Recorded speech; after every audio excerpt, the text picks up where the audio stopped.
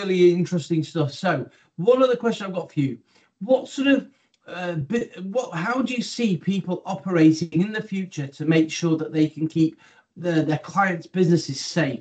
How do you see the modus operandis? So I think one of the challenges we face is there's no common standard for how you deliver this into big business, small business, enterprise, right at the top. I think it's very difficult unless you are in the detail. I've seen a number of CISOs attempt just doing the grand strategy and then chucking it at a business for them to deliver the outcomes. Never seen that end well. It's not always a breach. Sometimes it's just a program fail. You've got to be in the detail. It's very unglamorous. There are lots of things. I prepped for this. There's a big book of controls, right? This stuff in ISO 27001, you've got to get it all correct. And it's a journey, but you've got to start with it getting all correct.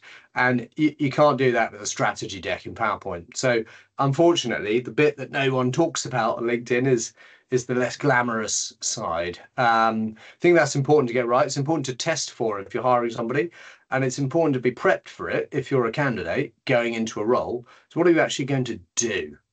Not just chat, but what are you going to do when you're in? That I would say differentiates the talkers from the doers. I think that's absolutely vital, and you're absolutely right. And I think one of the things that we've both seen a rise of is sort of these individuals that talk a great game on LinkedIn and on social media, but the interesting thing is what's the substance behind what they're actually saying. And I think sometimes this is one of my gripes for the industry.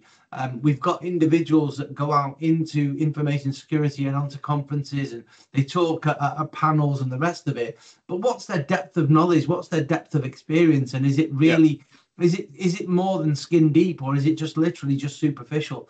So I'm with you 100% on this. And for your audience, they always get found out, and then they'll move on shortly before a problem or very quickly afterwards. The challenge for all of us professionals is let's be better than that. Let's actually deliver outcomes for our customers, and then everybody knows about that as well. Absolutely right. I'd like to thank you very much for your input. I think it's definitely been very valuable, and I think a lot of people will take a lot of insight into what you said, and it will resonate with a lot of people in the industry. So thank you for that, Jonathan. Okay.